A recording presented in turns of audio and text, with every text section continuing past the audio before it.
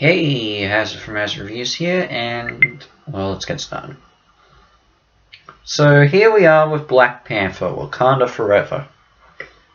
And if there was any Marvel movie that I was more nervous about going into it, and I think a lot of people were, it's this movie. And it's not really the quality of the recent production, so I can say some people may say that, but it happened before then. When Chadwick Boseman sadly passed away in 2020, it left a massive hole that couldn't be filled with this. There were a lot of questions with what they were going to do with this sequel to one of their biggest successes of all time. Will they even continue making the sequel? Would we even see Wakanda again? What will they do? Were they going to change the timeline of Infinity War and Endgame and do some retcons that we all thought would stay the way they were? What was going to happen?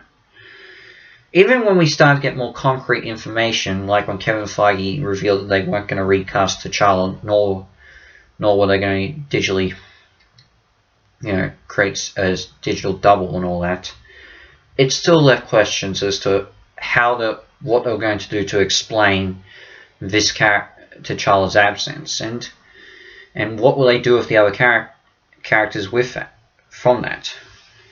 I mean, at the time of Boseman's passing, Ryan Coogler had already written the first draft of the film, so he obviously had to redo things.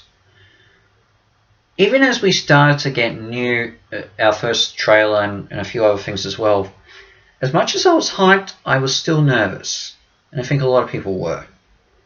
So going back to it, the recent quality of the movies and shows this year has been hit or miss, big time and inconsistent to say the least. So that didn't also help.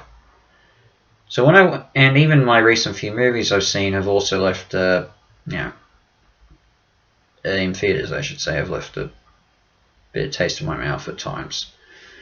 So I go in to do a midnight premiere of this. First time.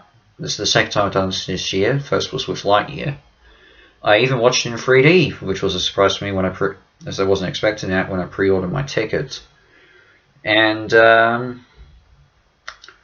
boy, did it surprise me! It really did. It was perhaps one of the MCU movie that really. Not as if this is the best Marvel production this year, pretty much, unless the Guardians of the Galaxy Holiday Special can somehow top it. This really did give me what I sort of expected, but boy, did it really hit me hard. And this was a great thing to watch. The film wasted no time establishing that T'Challa dies off screen. In fact, the first scene is Shuri trying to create a cure for her brother, who is dying off screen of a mysterious illness. Most likely could be cancer, but they never reveal it. They just said it happened sporadically and his health went downhill. And we get a really touching funeral piece with the country of Wakanda farewelling T'Challa. Then we flash forward a year later. Wakanda is now obviously without a king and without a Black Panther to protect them. So Ramonda, T'Challa's mother, played again by Angela Bassett, is trying her best to keep T'Challa, keep Wakanda safe from World Order, from World Order sharing their resources of vibranium, to prevent, total chaos, as what Killmonger planned to do in the first film. And while also trying to process the grief of the loss of her son, as is Shuri, who has been trying to recreate the heart-shaped herb that gave T'Challa his powers. But all that changes when a mysterious new villain, a mysterious threat comes into town, known as Namor, played by Tina Cartera. I think his name. I can't pronounce his name, but yeah, he is from the kingdom of Talakon. New name of Atlantis. Honestly, I don't mind. And Talakon also has vibranium, and they value their secrecy a lot. So when a group of Americans tried to extract vibranium from their undersea kingdom, they retaliate and force Wakanda to help them take over the world. Should just to protect themselves. So because they don't trust this threat, Wakanda, Queen Ramonda, Shuri, Okoye, M'Baku, and enlist the help of Nakia, and to a certain extent Everett Ross, to protect their kingdom, from Namor's threat, as well as also assist a young teenage girl, Riri Williams, aka Ironheart, who happened to have been somewhat involved in the creation of the mining tools that the Americans tried to use to mine the vibranium of Namor's kingdom.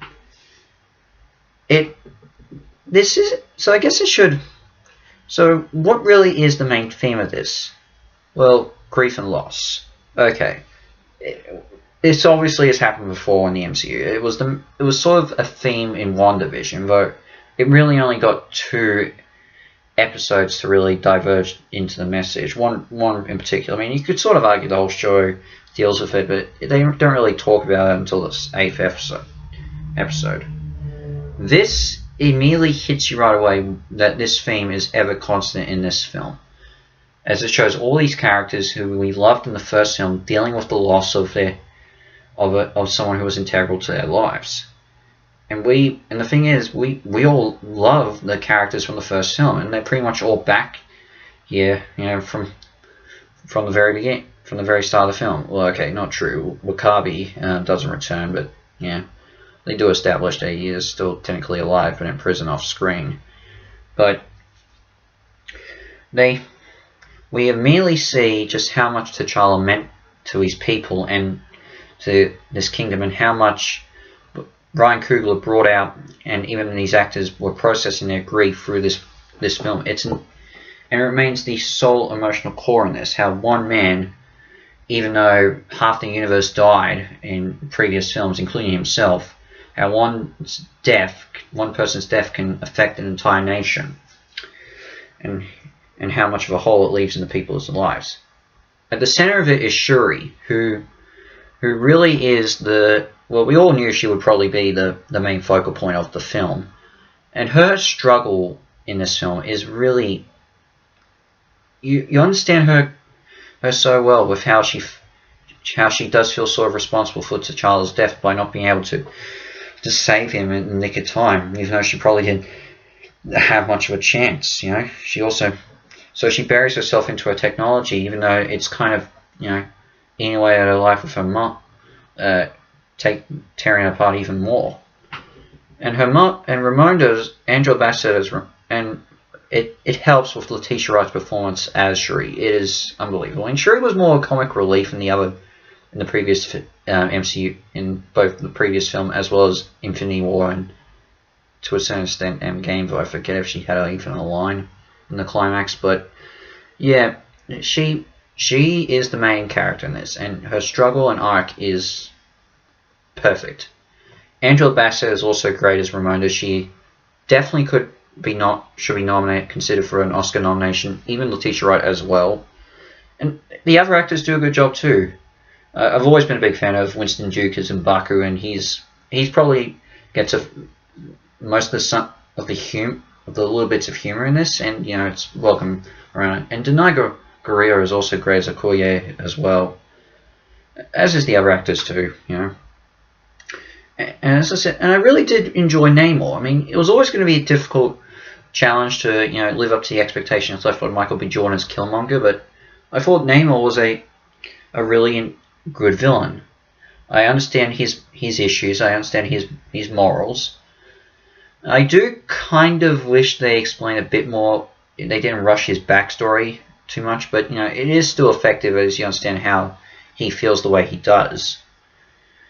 And the action scenes with him are pretty good. He reveals to him he is a mutant, so he has mutated powers, and it ends up working out pretty well. I mean, we now know mutants are a thing. I mean, Miss Marvel pretty much told us at the very end of that show. But yeah, I mean, they're establishing different things with with mutants in the MCU. Obviously, we are going to get Deadpool 3 at some point with Ryan Reynolds return as Deadpool and Hugh Jackman returning as Wolverine. But until then, this is the way they're proceeding with mutants, and it's not too bad. And what I think, it also helps that they've improved a lot of things in this. I mean, the visual effects are handled well, especially with the water powers of the Telecons. They're great.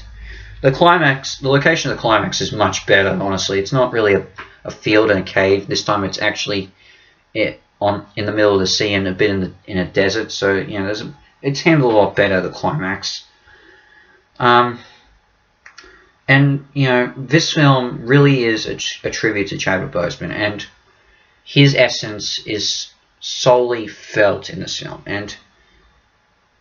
And there will be, and I think it's also worth noting with the emotions in this movie, this film will get you feeling something, and will probably get you teary-eyed at some point. I'm pointing that out. You'll either get it at the very beginning, at the very middle, or the very end. When I was in the cinema with everyone in there, I know that at least at one of those points, someone in the theater, got teary-eyed. And for me, the thing that got me was actually at the very end. And but the thing is, I didn't cry exactly at the very end. I cried as the credits started to roll. There's only a mid-credit scene in this, so just giving you a heads up if you want to stick the way through. Though it should be worth knowing that there were other people who died in production of this movie, and they get not just Chadwick. Chadwick's dedication is shown after the mid-credit scene, and everyone else is at the very end of the credits. So just saying that. But it was the revelation, that mid-credit scene. It not only did it get me feeling things, and then I started to piece together what certain aspects of the film were leading up to it, that it just hit me. And I have no problem meaning that as soon as I got that, I worked out all the puzzle pieces with it, that I started to cry. And I mean, the MCU has actually made me cry a few times. So here's the thing: for Avengers Endgame, I never cried with the ending of that in theaters, but I have cried when I've watched it at home occasionally. And No Way Home, Spider-Man No Way Home, on the other hand, I've cried in both areas. But again, those were specifically at those moments at the end. With this happened after, when I was watching the credits, and I started realizing what it led to. So it's kind of special in that regards. I should also mention, obviously there is a song by Rihanna in it, known as "Lift Me Up," which we have heard before, and it got released a few weeks earlier, which could also get nominated for an Oscar for Best Original Song. I was a little surprised as to where they used it, but it definitely works when they do use it. It is great, a great song. Do I have any issues? Well, yeah, there are. First off, I think the subplot with Martin Freeman is absolutely pointless in what he's doing. The scenes where he's speaking with Wakanda, letting him know what the US's course of action is, with regards to Namor's activities, is handled well, but his subplot just doesn't really mean anything and could have been cut out. He could have been in Wakanda the whole way through and just offering some assistance in some capacity, in the wake of T'Challa's death. And there is this subplot at the very beginning, right after the funeral for T'Challa, where Ramonda shows up at the United Nations, warning them of, submitting to the world's rules of sharing their vibranium to everyone. And that subplot could have been that plot thread was really pointless. It didn't need to be there. I mean, it's establishing something that was in the first film, but they didn't really need that. And I guess this would have been a major thread had, things ended up the way that they originally planned, with, had Chadwick Boseman not passed away.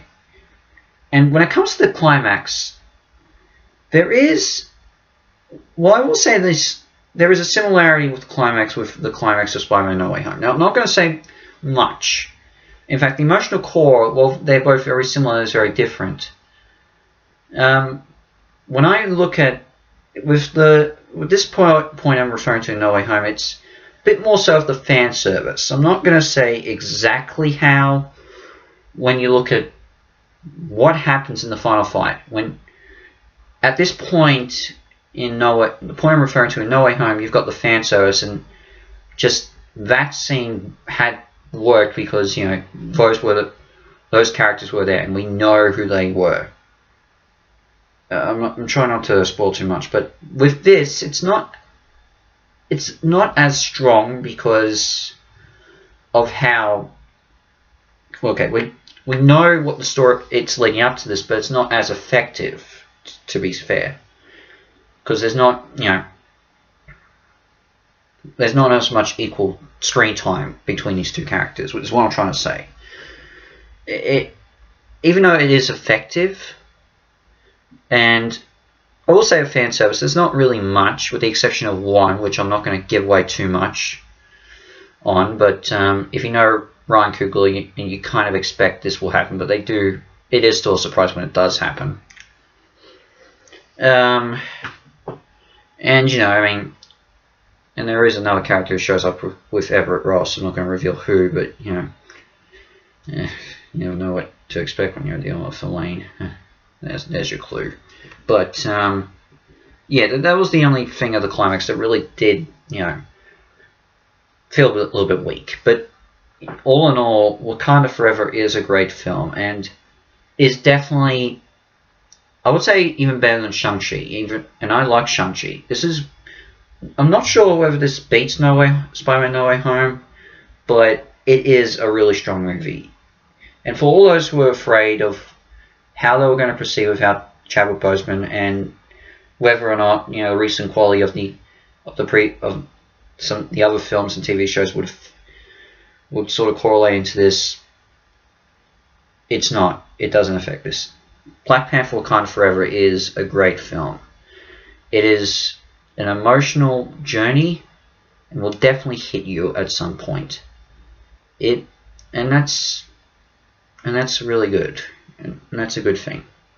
It really is. And it sort of makes this a very special film. And to hear how much the cast and crew have discussed how important this film was to them, you feel that with every step of the way with this. I'm giving this a 9 out of 10 hat stars. This is a great film. Definitely go see it. Don't worry about a thing. And as I said, just keep in mind you probably could cry this at any point in the film, either the beginning, middle, or end. Yeah. And that's all I can really say. It is. So with what's next for my channel, I'm not sure. Just you never know what I'm going to do. But in the meantime, this is Hazza from Hazza Reviews out, and I shall see you for my next video. Ciao.